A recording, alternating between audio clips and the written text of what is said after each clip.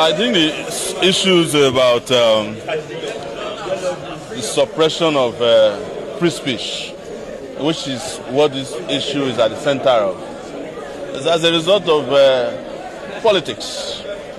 And it was the same politics that led them to arrest me in 2019, prosecute me for 5 years, failed at it, and instead of learning from the past or their mistakes, they continued in 2025.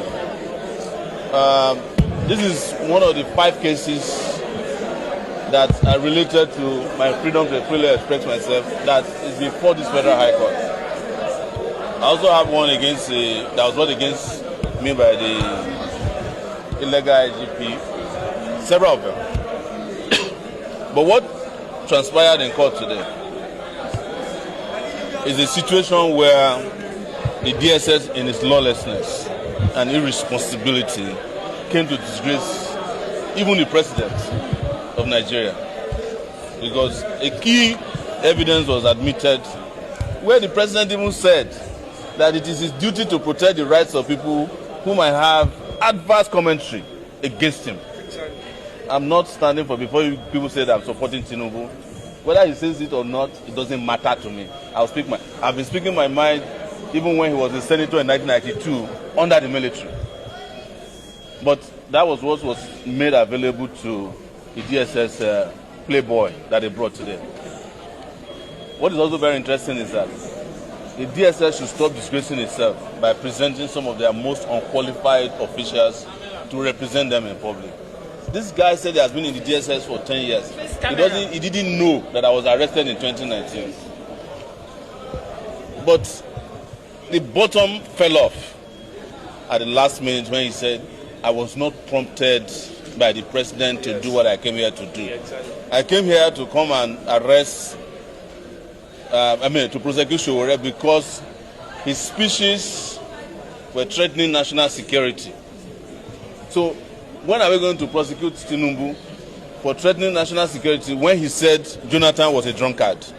Was he prosecuted?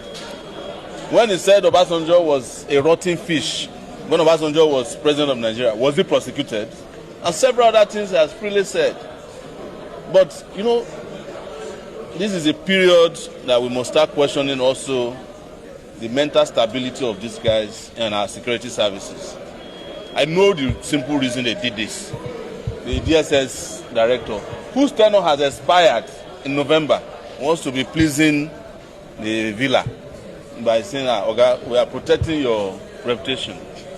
It is my reputation that needs to be protected. You cannot protect the reputation of a person without reputation. I'm the only person in this matter that has a reputation to protect. I didn't even sue them, despite everything they had done to me. And we were able to prove that in the evidence. By the way, and I'll let the lawyer speak.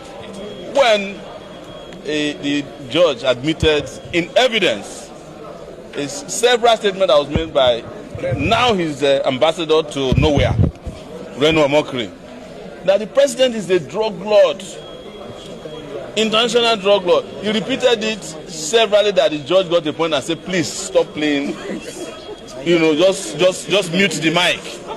It was embarrassing.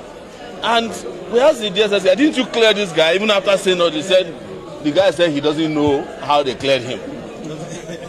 So it's just to let you know that we must, in the course of doing this, continue to pay attention to our own national welfare and well-being, issues of security, and most importantly, how to change the leadership of this country from unserious people to people that are sound intellectually.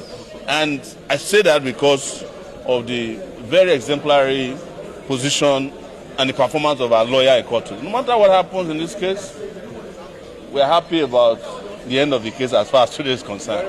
To the point that we even greeted the prosecution. Because we know this is also patronage. Some lawyers have to chop. Otherwise, this case had no business in any, not even at an area court in Kabusa area of Abuja. Thank you, but our lawyers are here to take it further. Very well. Yeah. It was quite an interesting court section today. Can you just... I agree with you. It was quite an interesting and an eye-opening court session today. The DSS simply came to court to embarrass itself through the witness they brought to court today. The DSS witness tendered in evidence video recordings of the president asserting that as the president of Nigeria, he has a duty to protect the fundamental right of his critics, accusers, and abusers. And that in a democracy, the freedom of expression under the democratic tenet is sacrosanct and non-negotiable. Unfortunately, and quite very fundamentally, we had a DSS personnel who is also not aware of the things that has been published in the DSS official websites. We had a DSS official in court today who tendered before the court an evidence that was admitted of somebody whom they cleared calling the president an international drug baron, and he tendered this evidence in court today. And they don't call him a criminal. And the person also called the president a criminal. And when we asked him, why did you clear this person as an ambassador designate? He said he would not know why he was cleared, but that, however, he has been cleared. The current trial shows the failing of a nation, and it's quite unfortunate that the country has descended to the point that we are today, where a DSS official will admit that the president never instructed him to file a case on his behalf, that he does not have the instructions or the directives of the president to file a matter, but that he is not subject to the president of Nigeria, but to his bosses at the DSS office. He said the DSS, that's the service, has directed the filing of this charge. We are not subject to the president. That is quite unfortunate. Where the Secret Service of Nigeria, that even leads us back to the reason behind the filing of this matter. The DSS that we know used to be a secret agent, saddled with responsibility of intelligence gathering and forwarding same to the appropriate security agencies. The DSS had not to be seen in public pursuing matters of this nature. The DSS Acts that established the DSS established them as one of the 3 secret service agents in Nigeria.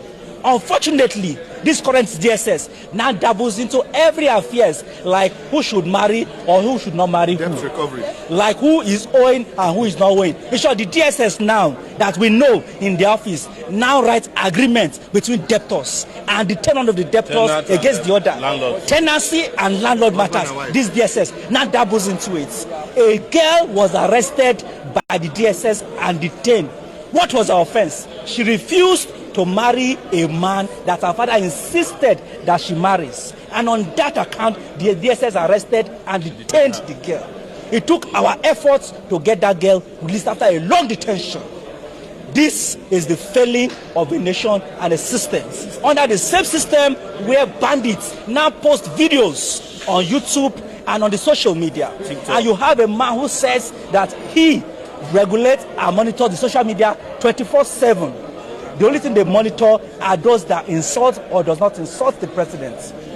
The activities of the bandits in the bush, who in their droves or who on daily basis kidnap our people for ransom, is not their concern.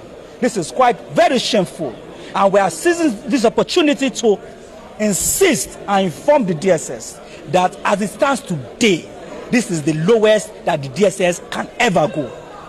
That the DSS must, as a matter of urgency, retract their steps. They have lost credibility. They are now close to the state where the police of Nigeria is at the moment. They must retrace their steps and begin to do what they were set up in the first place to do. Intelligence gathering to stop the tide of terrorism and kidnapping in the country today. And by the way, only intelligent